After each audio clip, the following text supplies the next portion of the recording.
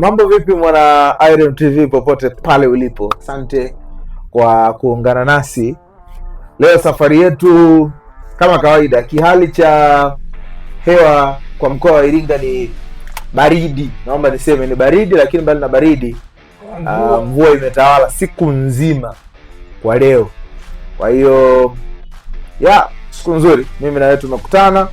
I'm happy kwa ajili ya kuzungumza taarifa za michezo. Bana, sisi safari zetu zote huwa tunazungumza mambo ya michezo tu, na uzuri ni kwamba wewe ambao unatenga nafasi ya kututazama, kutufuatilia na kutusikiliza, unayo nafasi ya kutuandikia maoni yako. Share comment yako hapo chini, alafu mambo yanakwenda sawa sawa kabisa. Vipi mzee wangu? Bana, safari leo inaenda. Dereva wangu leo hakikisha hali yangu inakuwa nzuri bana. Hofu yangu ni kubwa sana kwa leo. Mvua. Hivi ukiwa barabarani na mvua kama hivi unatakiwa kuzingatia nini? Ile mvua kama hivi barabarani, umakini inabidi kwanza uongezeke. Okay.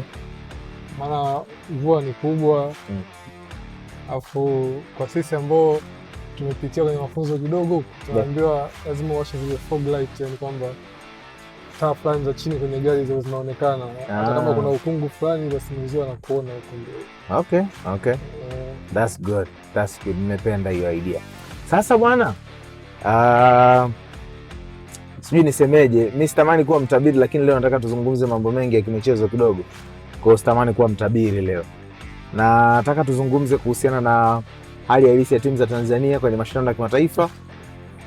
Lakini pia hali halisi ya ligi yetu mpaka saa hizi. Na baadhi ya wachezaji wapya walioingia pia kwenye hizo timu leo nataka tuwazungumze kwa undani kidogo. Upande wa Yanga wakina Okello wameingia, wachezaji wa maana kabisa, Damaro Kamara, na baadhi ya wachezaji wameanza kutolewa kasoro mapema. Nataka tuwazungumzie kwa siku ya leo. Tuanzie pale kwa Yanga leo. Yanga bana, saa hizi ni mwendo wa kalkuleta na hesabu zao zinasema wanatakiwa washinde magoli mengi, alafu waendelee kutia sala na kumwombea yule Mwarabu AS FAR Rabat atandikwe. Na maisha ya Yanga yanaendelea kwenye hatua ya makundi.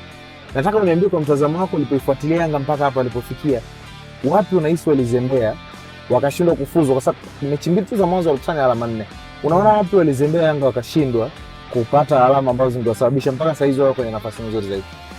Yanga hawajazembea, sema sasa mpira udanganyaji, yani quality wage inaamua sana. Okay. Yanga bado hana quality ile, yani mpaka hapo walipofika tunawapongeza sana, wamejitahidi sana. Yeah. Sana, na kundi lao lilikuwa kundi la kifo, likumbuke. Kundi lao lilikuwa kundi gumu sana, lakini Yanga ilikuwa kundi la kifo. Kundi gumu sio la kifo, ila ni kundi gumu sana ilikuwa. Kwenye Champions League hapo ukiambiwa angalau kundi gumu la Yanga unaliweka namba ngapi? Namba 1, namba 2, namba 3, unaliweka namba ngapi? Kundi gumu kwa ndio bwana, mimi la kwanza ningeweka ile ambayo iko na Melody ndio kundi gumu sasa. Ile ni funge au kufunge? Ile ndio kundi gumu. Alafu ile kundi hamna mtu ambaye yani mpira ni mdogo, hamna. Ukizubaa atakwako anakupasua. Kwa hiyo hata Maniema unamuona pia safu tu kwenye ile kundi. Yaani yoyote pale unamuona yuko sawa. Angalia mechi zao zile, mechi za intensity. Kumbuka sasa hapa Simba na Yanga tunashindaje kwenye mechi kama hii? Sasa kwa Yanga wamejitahidi sana. Ukishabakia hapa ndio hiyo kalkuleta fanye kazi mechi ya mwisho hiyo. Tuone kama wanafuzu au wanabaki. Mimi nataka uniambie ilikuwaje tukaiona Yanga. Kujua Yanga sisi tumeanza kuiona inafuzu wakati ile inapata alama 4. Nini ambacho unafikiri wamekosea kutokea kwenye ile mechi ya 3 kuja mpaka kwenye ile mechi ya 5? Wale ambao walikuwa na hisi Yanga anafuzu zile mechi za mwanzo. Sema mpira tunaangalia tofauti, afu pia mtu hajua mimi mpira kajifunzia wapi, yani kaelewa vipi. Ila kiuhalisia mechi ya kwanza alishinda nyumbani hapa. Sahihi. Mechi ya pili akapata sare. Na alimfunga na FAR Rabat kama anaandika ile mechi ya FAR Rabat ile hamna ile mechi kwa 1-1. Sawa. Yaani bila refa kwa yuko upande wa Tanzania. Mechi kwa 1-1 ile. Sawa. Pale mchezo kwao tulitunzwa. Yanga huyo aliperform, lakini kwa namna fulani hivi tulitunzwa, lakini ukibeba bebeka ni sawa. Sahihi. Mechi ya pili akakutana kama ile Simba. Cheza ugenini. Akatoa sare ugenini, si ndio? Kwenye ile group mtu ambaye ana kiwango cha chini ndio Skabali. Sio huyo, yani huyo ndo msimu huu ndo kasajili ili ajaribu Champions League msimu huu atafanyaje. Baada ya muda mrefu sana, si ndio? Sahihi. Kwa yule ndio alikuwa kama kila mtu abidi ampige yule, umeelewa? Yanga kapata naye sare. Mimi nikasema hivi. Hapa kama kuna mapumziko fulani kwa muda mfupi. Sawa. Yanga akirudi hizi mechi zikawa back to back, kuna point ataruzi zikijinga tu lazima. Okay. Kwa sababu nyumbani na Ahly ile mechi kwa sio close point. Sahihi. Kwa sio close point. Sahihi. Sawa. Kwa kuna muda quality inaamua. Yaani siku mechi ya Ahly hapa Tanzania. Ahly alicheza mpira mbovu tu, sio hata mpira mkubwa, lakini akatoka na sare. Umeelewa? Ndoka na alama moja hapo. Alafu tumeenda kabla hapo tulikuwa kule Misri, si ndio? Kule Misri yule Ahly akucheza mpira mkubwa sana ile first half. First half alikuwa anaongoza yake kila kitu, shot target kila kitu. Umeelewa? Ila dakika 46 wanapiga cross, goli la kwanza. Goli kipindi cha pili, goli la pili. Wakafunga mechi. Bado ndio mechi imeisha bado. Mechi hapa hata kitu kingine sasa. Yaani mechi kaishia pale. Okay. Kwa hiyo kwa namna hizi timu zingine hizi ambazo ni wazoefu na mashindano wanajua namna hizi mechi kuzicheza kwamba dakika ya kwanza ya 15 mimi sishambulii. Okay. Mimi namsoma mpinzani. Dakika ngapi nitashambulia kwa fujo? Dakika ngapi napata goli? Okay. Kwa sisi hizo hatuwezi, kwa sababu mfano ile mechi ya Tanzania ile kati Yanga anaongoza moja, Yanga alikuwa anaweza kufanya chochote kile mechi hiyo. Kama ambavyo yeye alifanyia wakati Paramato anaongoza moja. Alafu kitu kingine ndio wale ambao tunalaumu kwenye NBC huko. Nasema Yanga ameshinda 4 lakini wamekosa magoli mengi mnasifia, si ndio? Ila ukienda kimataifa nafasi nyingi. Yaani unaweza kupata 2, jitahidi za 2 na goli moja au 2 zile magoli. Sahihi. Sasa hiyo kitu si mechi juzi ya Farabat, mimi naangalia ile mechi. Kapata nafasi Dube, kapata nafasi Mzize. Wote wanapiga nje. Zile ndo nafasi sasa ambazo inakubidi utumie. Na kama kuna mtu kashamwangaji jicho baya Pacome amsamehe. Pacome kuna kitu. Nataka tuzungumzie hapo kwenye Pacome. Maana tofauti kabisa, nataka tuzungumzie hapo. Kitu sawa. Mtendo kwa wachezaji wa klabu ya Yanga sasa hivi. Pacome kuna kitu sawa. Pacome Zouzoua analaumiwa kwa aina yake ya uchezaji au kwa matokeo ya kile ambacho anakifanya. Kwa sababu hichi ambacho anakifanya amekuwa akifanya kwa muda mrefu. Kwa maana ya kwamba kuchukua mpira, kujaribu kuwakimbiza mabeki, kuwakimbilia mabeki, kuwapiga chenga, kudrive muda mrefu, hasio mwepesi kuachia mpira, amefanya muda mrefu. Kwa nini sasa hivi tunamkosoa? Kama kuna mtu anajisha la mpira atagundua kwamba kocha wa Yanga sasa hizi hataki timu imzunguke mtu mmoja. Okay. Anataka timu yenye ipo ni timu ikieleza kafunga yoyote. Matokeo yanatoka kwa mtu yoyote. Sasa kwa namna Pacome kama vile kaachiwa timu iliyopita kwamba kila kitu ni Pacome baada ya kuondoka Ziki na nini. Hicho kitu ile kocha rahisi kwa kiakipo. Sasa shida ya kuja wapi ujue? Kama unaangalia mechi ya juzi bado kosa hamna mashabiki uwanjani. Nakubaliana. Kwa kila kauli ambayo kocha anaitoa umeisikia.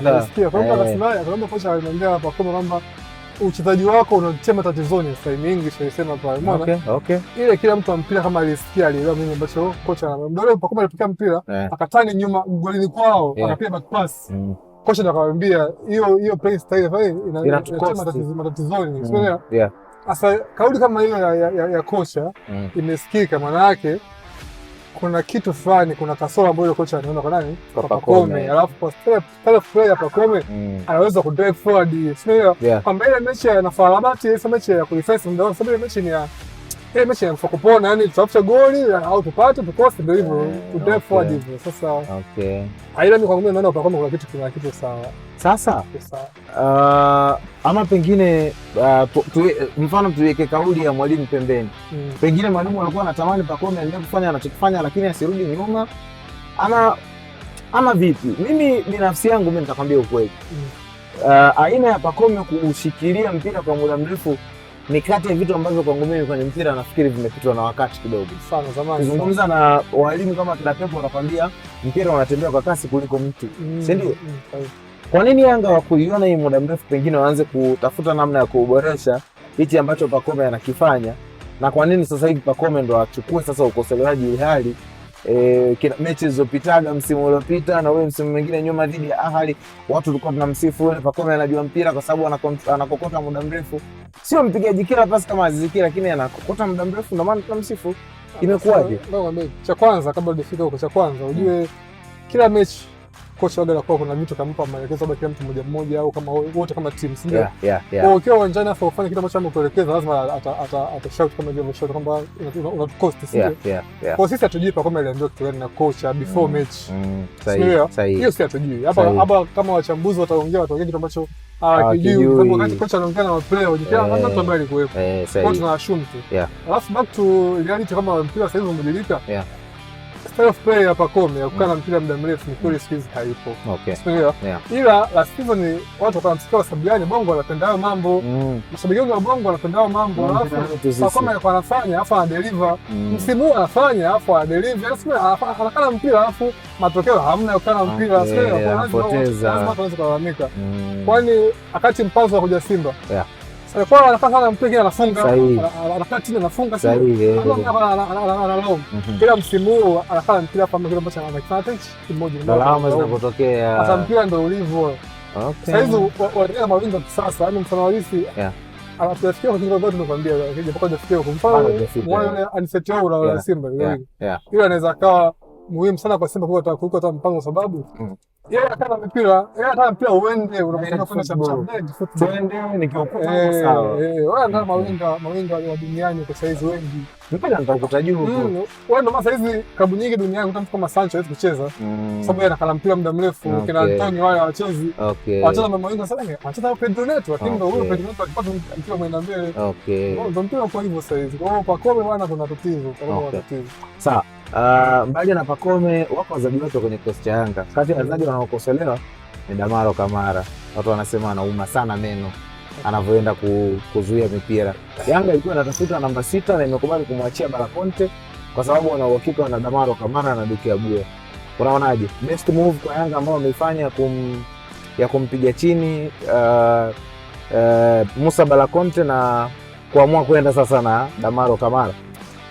Kumpiga chini Musa Balakonte mimi sina comment kubwa, kwa sababu wao Yanga ndio wanamwona mazoezini na wanajua anakosti vipi timu. Ila sasa mimi shida yangu ipo kwa huyu namba 6 mpya Damaro Kamara.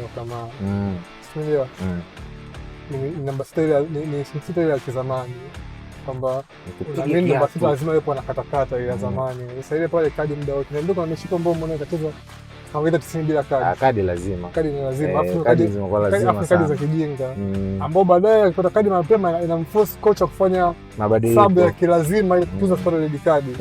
Kwa sababu mashindano kama yale kila red kadi umeisha. Umeelewa kabisa. Kwa hiyo yule jamaa mimi kwangu mimi bado, yani kwa level ya Yanga na style of play ya unajua Yanga watastruggle sana kupata mtu kama Aucho, watastruggle sana kabisa. Nakubaliana naye. Aucho kwa namba 6 lakini modern namba 6 yani apige rafu za kijinga na nini za kusa.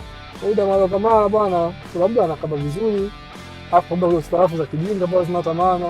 Mimi nafsi yangu ni namba 6 mzuri, lakini sio kwa level ya Afrika. Hizi ni timu kubwa sana, timu kubwa kama wao jumla timu kubwa sana, kwa sababu Yanga ni timu kubwa sana. Yeye namba 6 ambao wanayo mimi nataka niambie nakupa machaguo mawili sasa hivi. Wewe ndo scout sasa hivi. Nimeenda Singida pale, nimekupa Morris Chuku, nimekupa na Damaro Kamara. Nakwambia chagua hapo mmoja uondoka naye kwa mkopo. Unamchagua nani? Morris Chuku.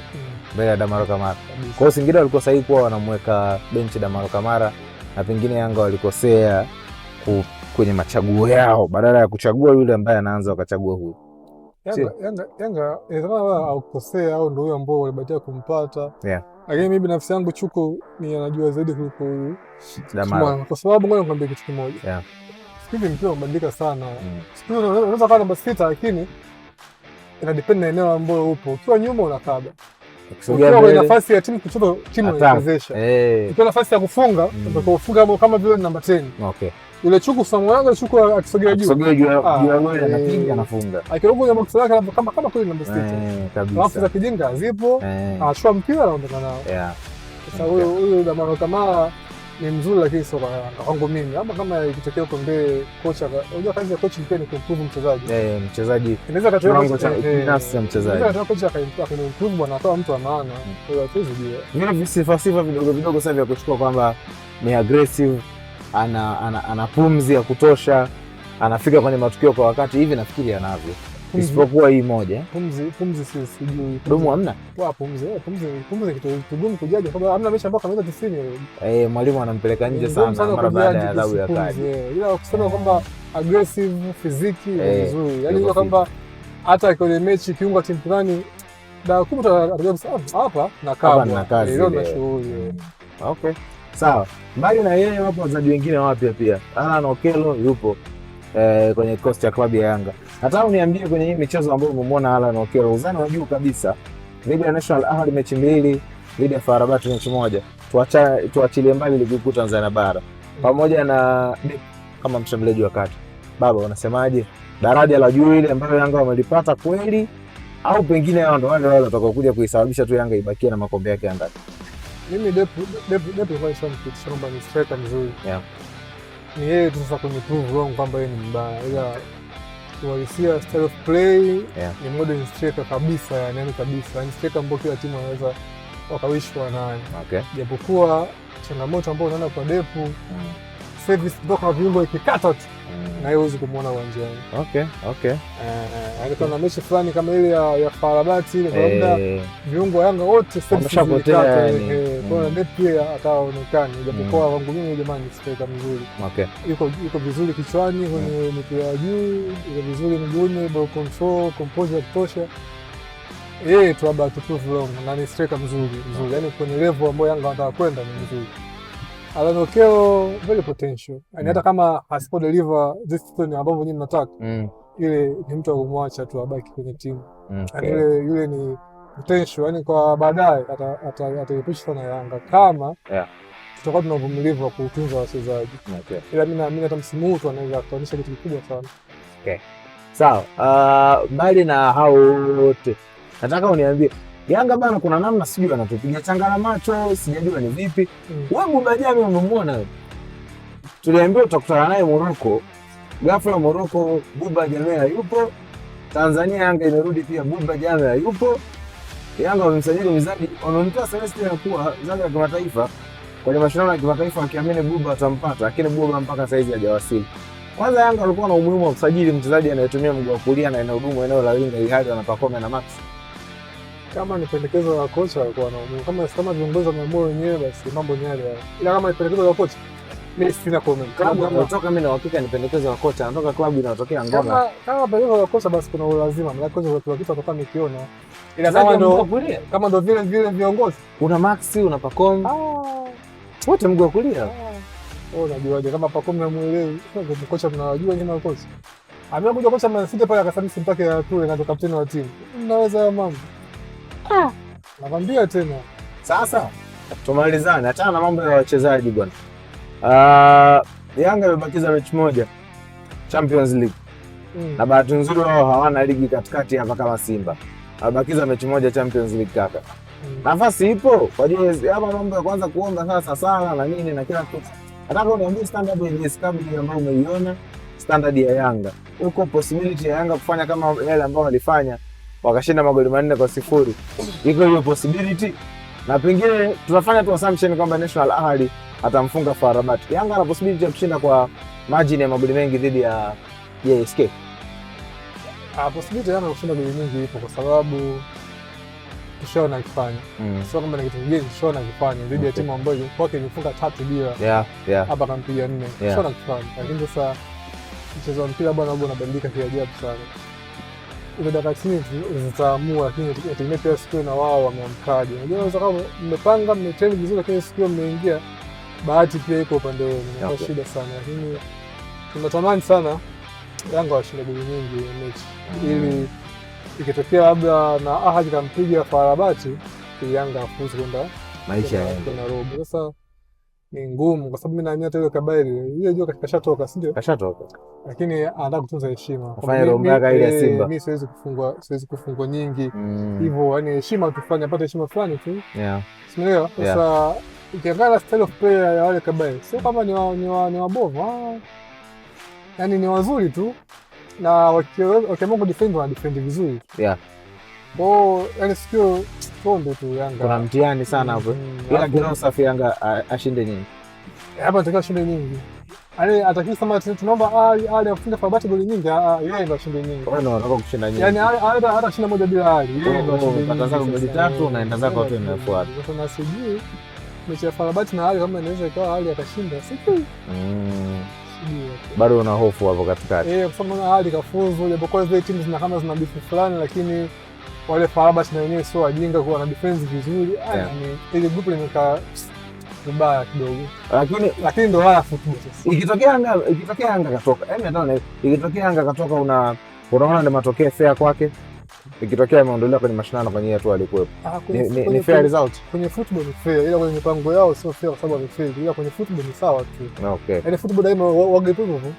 Na umeona chama kipo kwenye kundi kwamba akifunga huyu mimi nikishinda hivi ndo navuka, huo ndo utamu wenyewe wa football sasa. Okay, inafaa mechi na msisimko ndo hapo. Okay, kwa sababu Yanga inabidi ashinde nyingi, lakini ile Fenerbahce ana kazi moja tu, yeye ana kazi ya kudefense, asifunge na Ahadi tu, mechi yeye kashavuka, ndo kashafa yeye defend, asifunge sare tu basi imeisha, au ashinde hiyo mechi aongoze kundi kabisa. Sawa. Mnyama bwana, safari imemalizika ya mnyama Simba, kama ambavyo tulizungumza mara ya mwisho kwenye safari yetu kama hivi. Nakwambia nitanyoa Simba mnyama akifuzu, mimi nanyoa ndevu zote nakuwa kipara.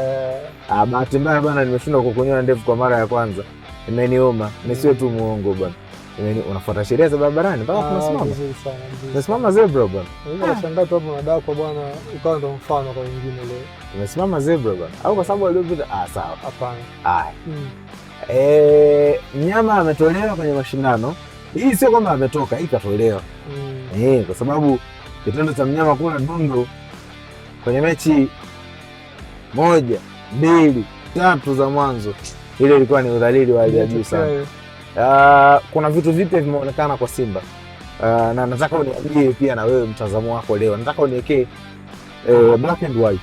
Umeridhika na development ama maendeleo madogo yalioonekana kwenye kikosi cha Simba mpaka saa hizi ambayo yako chini ya kocha Steve Barker? Kuna maendeleo umeyaona na umeridhika nayo?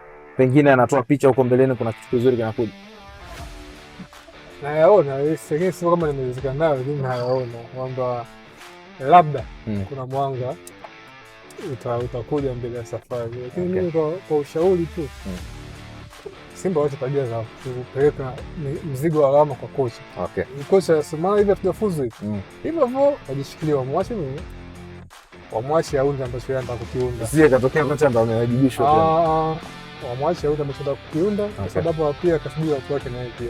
Nakuelewa. At the same time nguvu kubwa ipo sasa kwenye Premier League na kwenye FA, basi ndio nguvu ipo huko, sababu huko tushafeli. Okay, kitu positive ambacho mimi nimekiona kwa ile kocha, hata sio style of play. Mimi nimeona tu watu ambao kawaita kuna watu kidogo vitu pale wa maana ambao wanaweza ni quality ya kuwepo Simba, yani wale sio kama tunaoteotea, yani wale sasa ndio watakuwepo Simba.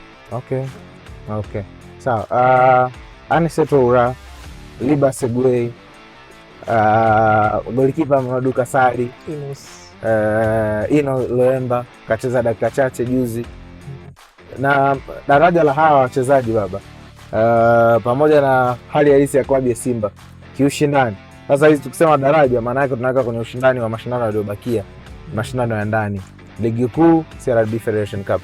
Simba anavuna nini kutoka kwa wachezaji? Na je, uko uwezekano wa kushindana na Yanga kwa maana ya kimadaraja? Sizungumzi kwa level ya ushindani kwa maana ya kucheza na Mtibwa na nani, anazungumza kwenye upande wa madaraja. Tukiweka hapa daraja la wachezaji Simba, daraja la wachezaji Yanga, ipo nafasi ya kushindana baada ya maingizo mapya ya Simba? Yani ushindani upo 100%. Okay, kwa sababu yani Yanga na Simba wapishani sana, ile ambacho Yanga anamzidi Simba ni kidogo tu. Okay, Yanga tayari ana timu, yani tayari ana timu. Ndio mtu anasema timu ni timu, kwamba sio mtu mmoja, na Yanga tayari ana timu. Anaweza siingie kwa kombe hiyo, kuna timu inacheza. Ndio Yanga ambacho kashafikia huko. Okay, Simba pale ndo anaendelea kuunda timu. Ila mistake zao zile kwenye safari ya kuunda timu, mnaanza kufukuza mjenzi wa timu, mnaanza kutafuna ndani mchawi, timu inaanza kuundwa upya. Ila kwa sasa hizi quality watu ambao wapo na Yanga bado Simba za compete na Yanga. Okay, huko anaunda timu. Tukienda mwezi wa 3 tarehe 1 mechi iwepo au haijaishwa? Mechi iwepo, afu itakuwa ngumu sana upande wa Yanga utaamini. Okay, sababu kwa sababu Simba hana cha kupoteza sasa hivi, kwa sababu Simba unajua tulikofikia sasa hivi Simba Yanga tumemwachia Mungu. Nakubaliana nawe. Atufunge mpaka ajisikie Simba kuchoka ataacha. Yaani sawa tu kama nyinyi mnaweza kutufunga tufungie. Lakini kitokea na sisi tumepata nafasi ya kuwafunga tutawabonda. Yaani Yanga alichoka kufunga Simba mwenyewe hapa. Okay. Na hiyo mechi ya tarehe moja Machi haiwezi kuwa simple sana kwa Yanga. Okay. Yaani hichi kitu wakae nacho, hichi kama simple sana. Football bwana ndivyo ilivyo. Nakubaliana. Na sisi tunatamani hivyo football. Sasa nataka tumalizie kitu hapa cha mwisho kabisa. Jambo la msingi kabisa nataka tulizungumze kabla ya kufika kwa Singida na Azam FC. Baba, ile bomu ulilosema limelipuka hatimaye. Mwenyekiti anataka kumkaba. Walimnyonga mwenyekiti wakamvuta shati. Baadaye zikafanyika press conference. Na sasa hizi kuna muendelezo wa press conference. Mpaka mashabiki binafsi simuona juzi wanaita press conference au jaona. Mwenyekiti anasema timu sio yake, kwa nini kila kitu kila siku yeye tu. Kwani kila siku mimi tu sawa. Sio yangu. Imekuwaje yani Murtaza Magugu? Simba SC inaitwa Murtaza Magugu FC. Unanifanyia mambo gani? Ile mambo ulilosema limelipuka hatimaye. Na wameanza kuonekana sasa viongozi wanagawana. Huyu anaita watu wake, huyu anaita watu wake, anawapa information. Wanaita press conference, wanaanza kufire shots. Huu mwendo wa uongozi wa klabu ya Simba kwenye hizi nyakati ni kawaida kwamba fine, tunaelekea kwenye dirisha la usajili, kwenye uchaguzi. Kwa hiyo wakati wa uchaguzi siasa kama hizi ni kitu cha kawaida kabisa. Nataka uniambie ni kawaida ama pengine ndio udhaifu sasa wa uongozi wenyewe ambao kwa muda mrefu ulikuwa umejificha, sasa hizi umeanza kuonekana kupitia kwa mbinu wanazozifanya kwa ajili ya kuwateka mashabiki. Ukiacha tu pressure ya uchaguzi. Baada ya mambo watu ambao tulikuwa tushaongea toka mwaka jana. Okay. Mambo shiti mnaenda na nakwambia hiyo uongozi ulivyokaa. Nishakwambia basi unajua sema ndio. Sasa hizo watu wengi hawezi kurealize kwamba pale pana shida ya uongozi. Yeah. Mpira hawezi kuongozwa na kundi la watu wengi. Kwa sababu mpira ni mchezo wa wazi. Sio kwamba ni siasa. Simba ina watu wengi sana kwenye bodi, inaita bodi sijui. Bodi ya kurugenzi. Ikiwa kwenye bodi mko wengi, alafu kila mmoja ana mawazo yake, alafu anataka kubaya mawazo ya mtu mwingine. Haiwezi kuwa sawa, na ndio kile Simba wanapitia kwa muda mrefu. Okay. Alafu kila mmoja anamvimbia mwenzake, mimi wazo langu ni kuu kuliko wazo lako. Okay. Hivyo vitu ni hata kama kwenye vikao vyao ni siri, lakini matokeo yake wakati tunakuja kuyaona huko nje. Nakubaliana Sasa kuna kiongozi mwingine anasema pale Simba tuna viongozi wana nini? Hawana afya ya akili. Viongozi afu wanawapigia hapo hapo. Maana afu na mwingine anarudi kusema timu sio yangu, tuone kila siku mimi mbona afanye mumuoji. Na mwingine unaona kabisa kuna mwingine alimpiga na mwingine alisemaje? Alisema watu mnavyoenda kwa hoji wengine huwa mnawanusa kwanza. Inawezekana tayari washakata vitu vyao. Sasa hii kauli ukitafakari unaelewa kwamba kuna kitu haviko sawa. Kuna migongano ya uongozi kwenye klabu. Umeona pale kitu kingine ambacho sio wanachama wa Simba sio wanafanya press tena sasa hivi tajiri aondoke wampa saa 72.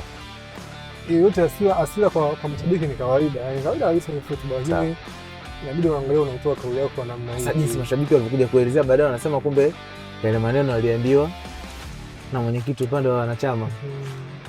Huu mgogoro unaiponya Simba unaibomoa. Yaani kwa mtazamo wako kwa namna inavyoenda, sasa imefikia mahali ni waziwazi kwamba viongozi wanavutana na mtafaruku uko ndani. Mimi inakitoka nje hivi ndio inapatikana namna pengine ya kuponya au inazidi kubomoa. Kwenye kamera yao kama mwaka jana kuna kipindi nilishuti na wewe nakwambia hivi kwamba dawa pekee ya haraka ya Simba. Hivi vitu ambavyo sasa hivi wanafanya Simba ni wanajaribu kutibu, lakini vinaweza vikatibu taratibu au visitibu kabisa. Ya dawa ya haraka ya kutibu Simba. Cha kwanza Simba inabidi waje watu wapya kuanzia tajiri mpaka chini. Watu wapya ambao wana mawazo mengine mapya. Unamaanisha mpaka mwekezaji abadilike. Mwekezaji pale amefika mwisho. Okay. Wewe naambia sasa hizi ana kinyani kipya ambacho anaweza kuofa ndani ya club kama miaka yote hiyo.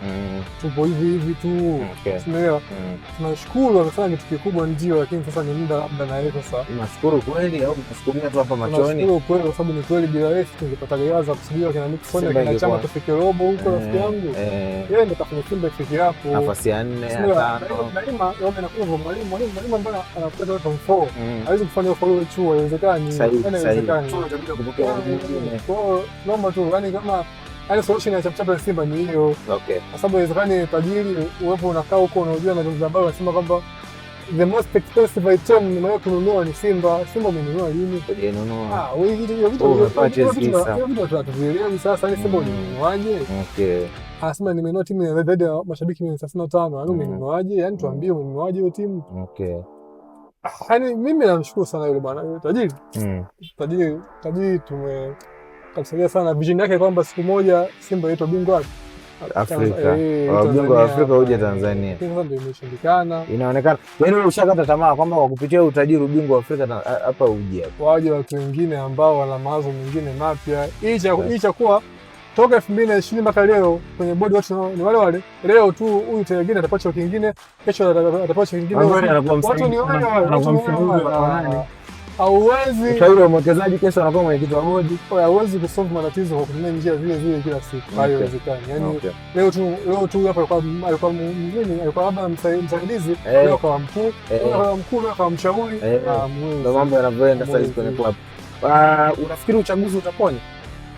Uchaguzi unaokuja wa mwenyekiti pamoja na wajumbe kadhaa wa kamati ya utendaji ya klabu ya Simba kwa mujibu wa taratibu utaponya, au pengine hata kwa mwekezaji pia tunataka tuhakikisha kwa maana huko tunapiga panga, maana mwekezaji hisa zako zile mishahara zako hizi hapa pata mambo yako, sisi tunapata mwekezaji mwingine. Ni vile tu mimi shabiki sana wa mambo ya uchaguzi. Kwa sababu mimi wanaamini demokrasia kuna namna fulani, kuna wakati inakaba ileta mbele ili itucheleweshe vitu vingi sana. Wewe fuatilia mataifa mengi ambayo yameingia duniani kama yana hizo mambo. Wewe fuatilia sana. Wewe ufuatia pale Uingereza pale wanawapo chini ya Malkia miaka na miaka inaenda. Nchi pekee ambayo wanaga demokrasia na toboa ni Marekani tayari washafanikiwa. Alafu timu nzuri kwa sababu wanasiasa mchanganyiko na mambo mchanganyiko. Wanaoshanisha watu, kuna kundi kubwa la watu sana ambao wanawekeza kutokubali kushindwa. Okay. Kwa hiyo ile asipokubali kushinda maana yake lazima tukakupakazia. Ndio na kupakazia jambo hilo la kweli au uongo. Ndio basi. Effect yake ni mbaya kwenye taasisi. Okay. Ndio inatokana na Mangungu hana shida. Ila kuna kundi kubwa sana na watu ambao hawajakubali kushinda kuhusu Mangungu. Lazima wamseme bana Mangungu. Sasa image inakuwa mbaya sana kwa Mangungu, inaenda kwa Simba inakuwa mbaya. Ndio maana Simba ikishinda asifiwe Mangungu, Simba ikifunga alauzwa Mangungu. Okay. Kwa mimi sijui swala uchaguzi lije tu wafanye uchaguzi wao, lakini mimi ninavyowaza kuhusu mpira ni tofauti na siasa. Yaani mpira ni tofauti kabisa na siasa. Yaani mpira kwa sababu unaweza kumwambia mtu mchagueni aifunga Yanga. Moja ya sera mbovu ndio kusikia kwenye uchaguzi uliopita. Ndio. Mchagueni aifunga Yanga. Yaani wewe tuambie umefungaje Yanga? Yaani umefungaje Yanga? Yaani mpira mchezo wa wazi, unafungaje Yanga? Sisi tunajua Yanga wazima, Yanga wako fiti. Tuambie tu kwamba sisi tutafanya timu imara, tuchukue kombe. Sisi kombe letu sio kuifunga Yanga. Vitu vingi sana. Mafanikio yanahitajika makubwa. By the way, unafikiri kuna mtu yeyote ambaye umemwona ndani ya Simba ama pengine nje ya Simba unafikiri anaweza kuwa kiongozi atakayevusha Simba kwenye hii hali? Mimi siwajui, nisidanganye. Siwajui, nisidanganye, lakini mimi naamini watakuwepo. Sio tutakuwepo, watakuwepo tu watu pale. Okay.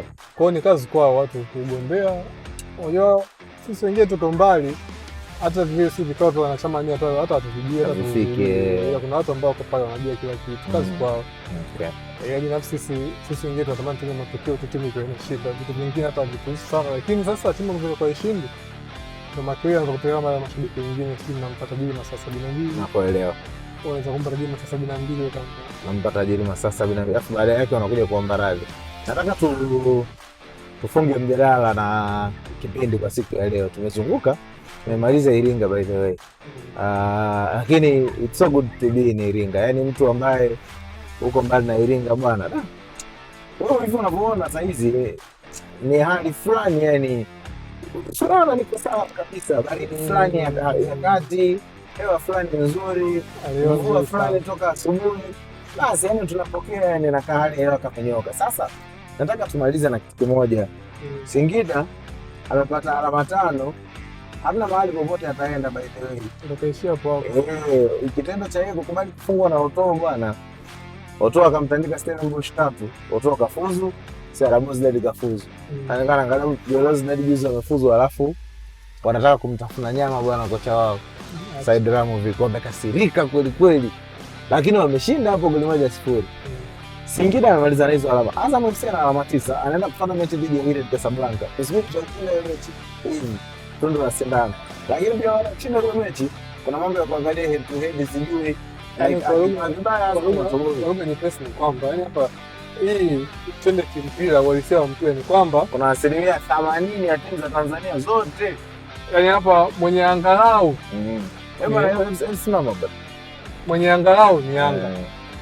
Mwenye angalau ni Yanga. Naye akifanya maombi ya Farabat kufunga. Okay. Sawa, nakuelewa. Sasa ndo swali langu linakuja hapo sasa. Si ndio bwana? Swali langu linakuja papo hapo. Hizi timu ulishasemaga wewe huzidai chochote mpaka wakati tunapozungumza. Sahihi. Bwana endelea na mambo yako bwana. Tuko kwenye kipindi bwana. Kwa hiyo swali langu linakuja hapo hapo kwa msingi. Hizi timu ulishaniambia hauzidai. Si ndio bwana? Unaniambia wewe haumdai chochote kikosi cha Azam FC wala Singida Black Stars mara tu baada ya kufuzu kwenye hii hatua. Niwekee mimi sawa, nirahisishie na mimi pia ili nipate uelewa. Ni kweli hawadai kutoka moyoni ama ulikuwa unaiona possibility kuna mahali wamezembea katikati? Ni kitu walisema wadai kweli. Hata kama wasema wamezembea kimi kweli sio wadai. Okay. Hicho ambacho sisi tunaona wamezembea lakini ndio level yao. Yaani ndio wamejikuna, wamefika hapo kwenye mgongo, yani hajafika hata chini sana, wamefika hapo kujikuna. Ndio level yao. Kwa hiyo mimi si walaumu, mimi si wadai. Okay. Ila Simba na Yanga wanadai sana tu kwa sababu wana uwezo, wale washafanya vikubwa tu. Bwana Azam ana pointi 9, si ndio?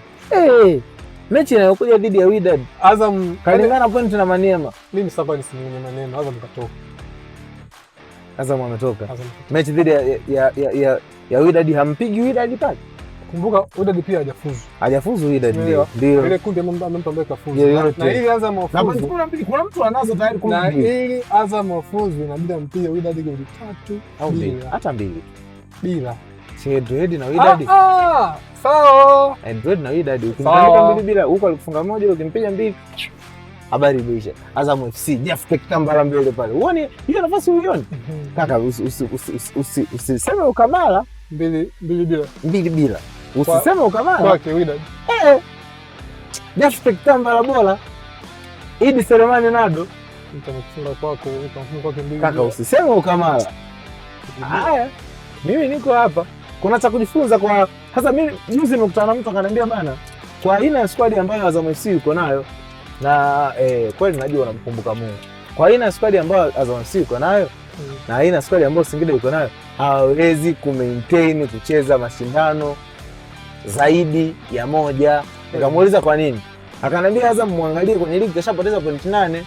Alafu nenda kamwangalie Singida kwenye ligi kashapoteza zaidi ya point 12.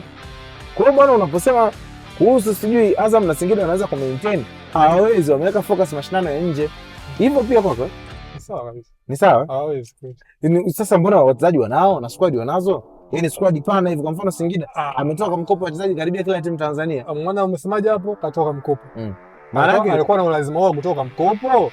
Mbavu si zipo. Mbavu zipo wapi? Maana hawana timu hiyo. Hawana timu hiyo bado, hawana timu hiyo bado.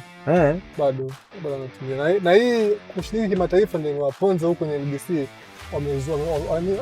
Wametoa pointi kibao. Mapema alafu hata mechi 8 bado. Kwa hiyo wameangusha mechi 7, washaangusha alama 8. Sasa tunapenda vitu kama hivi. Umeona hii mwaka huu walimshiriki. Kuna kitu wamejifunza. Okay. Wakitumia next season. Okay. Next season sasa watafuzu. JKT amekuwa moto kweli. Pamba kwa moto kweli, na Mungu usiseme Mtibwa ashikiki. Wamekuwa moto kweli, na sasa hapo tutakosa hata mmoja wa kumtoa Singida pale. Shangusha point 8, tutakosa hata mmoja wa kumtoa Singida. Kuna kushinda hata FA jana. Sasa ukashinda FA. Unaweza ukatobolea FA. Kwa kwamba Simba na Yanga kwa kuachia FA uchukue. Jazi kwa nyingi. Tukae mezani tuongee. Mimi nataka nikupe challenge moja leo. Challenge moja. Nataka unitajie wachezaji wa maeneo mawili. Anyway, huku kwingine hawajasajili.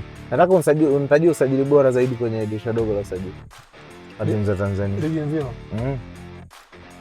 Kwangu mimi mchezaji mmoja tu nichagulie. Mmoja tu ambaye kwa kweli ndio usajili bora zaidi kwenye NBC Premier League. timu zinazoshiriki NBC Premier League. Bwana huyu mchezaji ndio mchezaji bora. Mmoja tu. Sijui wengine tafsiri, lakini binafsi yangu mimi usajili wangu bora ambao nimeuona ni usajili wa Anicet Oura. Kwa hiyo ndo yaani mimi kuna kitu nimekiona kikubwa sana pale. Sijui kama wengine wanaona kama kwa hiyo ndo the best. Anicet Oura. Okello unamwonaje? Au kwa sababu ni potential? Ameniambia mmoja. Mmoja. Sawa. Ameniambia nitajua wawili niko wapiga kwa Okello. Okay. Sawa. Mimi na mchambuo mchezaji na muangalia pia baada ya season ijayo pia atakuwaje. Okay. Sawa. Unaniruhusu nimalize safari yetu leo. Ningekuwa tunatumia zile kampuni za hivi kwa saizi nabonyeza destination. Tunamaliza. Bado tumalize kwa siku ya leo. Kama unataka kuniachia kitu niachie, muda ndo wako. Ila tafadhali sana nikiwa nafunga kipindi kwa leo namalizia safari usinisemeshe. Kama una chochote cha kumalizia malizia sasa hivi. Kwani ukiwa msemaji wa timu maana yake ukiwa msemaji wa timu unatakiwa uzungumzie masuala yanayohusu club. Utoe taarifa za club. Uongo sio sehemu ya usemaji. Sababu sisi wale wanasoma pia uandishi wa habari, kwa hiyo unatakiwa utoe taarifa za kweli. Wale wasemaji wa timu kwa mazogo wanaanza kwamba baba sisi mashabiki tunajua mpira muda mwingine au hatujui. Au nisema labda mpira kabisa. Shirikisho lishakataga. Hivi kwa nini mtu anatuambia kwamba basi mwaka 90 au mwaka 2000? Ndio Simba sasa hivi tayari tumeshakuwa na moto. Kwamba hata makundi yangeanza leo tumeshinda mechi zetu kwa 6. Ani watu wana maumivu bado wanaenda kwa wadanganya. Simba kwamba ni nzuri.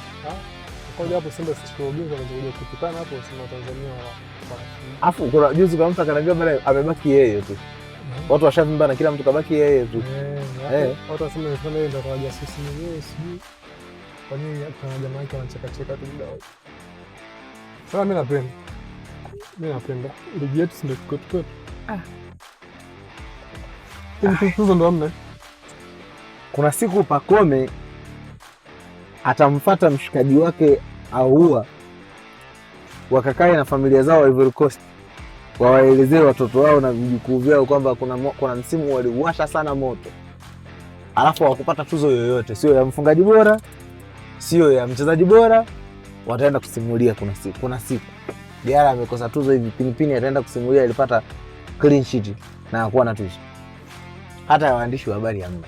Bahati nzuri wenzetu wanajiteteaga Uingereza wana tuzo za chama cha sijui waandishi wa habari wana PFA. Tuzo tuziache. Hivi nani unaelewa? Nani? Chara United.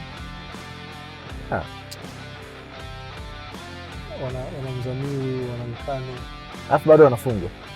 Kula umeme juzi wakafungwa. Sio naanza mpira kufungwa. Level yao ushindani bado ndogo. Hapo ndio nasema lengo lao kuleta kombe Tanzania. Sasa TRA haiwezekani kwa sasa. Naomba nikwambie tu hata ile kombe Tanzania, hiyo kombe tu hawalioni. Ingekuwa angalau kwenye level ya JKT size. TRA unajua wako mbali sana kwenye level za ushindani. Wako mbali sana. Yaani ni miongoni mwa zile timu ambazo mimi kuniuliza sizioni kazi zinafanya vizuri. Lakini tuendelee kuwapa muda. Ligi si ndo bado mbichi. Wanasemaga ligi inabadilika mzunguko wa pili. Tuko mechi ya 14 size za mechi nyingi. Ila sasa hivyo Simba hivyo na ubovu wake. Hakuna mtu anayemwonea huruma kama KMC. Kwenye mechi. Atafunga vibaya wewe. KMC kwa nyumbani lakini. Na kuhakikishia asije gongo hizi 3. Yaani gongo letu sasa ameshinda yeye. KMC. Yaani akifunga chini goli 3 basi ameshinda yeye KMC. Atapiga goli. Iende kwa Alidi chukuchuku. Na Oscar. Wameahidi wamesaba na wewe. Simba kama kwenye kubeti manake namtanguliza KMC na goli 5 na ashindi. Timu ya mwisho kwenye ligi yenye alama 8 ni KMC. Ndio mauzo wa ligi ana nguvu za kubeba watu wote bana. Ila sasa ukabili mwa hivi. Kija maana makumi lakini Limos. Ndio kitataka Simba wanamtuliza amevaa vile vingo vyake vya Simba. Na mtu kweli hapo. Juzi wanaleta chezaji kwa sasa nikuuliza kwanza, sikiliza kwanza anapokuwa push kwa pembeni afu anapiga pasi anakaa ni benchi. Mbona walianza wote hivi? Alifungia Samson wote uwanjani. Kwani ukoona? Subiri wapenzi wa mtu kuona. Sisi sitaki mtu alie. Sisi kuna mtu acheze. Sitaki mtu alie. Tunampeleka Yanga. Unajua sasa hizo mtu anataka acheze. Tunampeleka Yanga. Mimi nasisitiza tena kwa mara nyingine. Namba 10 wawili haiwezekani. Inawezekana. Kwa sababu kuna mmoja ni winga tu yule. Sasa tukubaliane. Kwa hiyo Anise akae bench. Mbona siku ile Chama alicheza, Anise alicheza, Innocent alicheza. Na tuna red card. Hamna namba 9. Na tuna red card. Kwani tunaye? Simama msajili mwingine. So mzika mimi. Anazaba mechi 5, ndio mechi 2 na kesho tumeingia. Wewe anamalizia. Mechi 5? Ligi kuu. Sana malizia ligi kuu. Bado mechi 2. Bado 2. 2. Haina ubaya. Kisha pita KMC bado moja tu. Haina ubaya. Narudi uwanjani. Jonathan Soa, Chama mpikia mambo. Lakini demo Chama si hapa tumemsubia asiende kasini. Mkaona umri umeenda. Msemaji amesema mtoto wa 2000. Huyo. Msemaji. Huyo sasa. Amesema mtoto wa 2000. Kana tusichota Chama. Tatizo liko hapo. Mpira utaki hizo comment. Sasa bado mbichi kabisa. Mpira utaki hizo comment. Wanafunga kipindi cha. Bwana, asante kwa kuwa nasi, asante kwa kutufuatilia popote pale ulipo. Cha kufanya hakikisha una subscribe katika channel yetu. Ukikutana na chapisho hili popote pale, wewe subscribe kwenye channel yetu. YouTube tunapatikana kama IREM TV. Hiyo inaitwa Emmanuel Goodluck. Mwenzangu alikuwa ni Pako. Leo tunafikia ukomo wa safari yetu. Bye bye.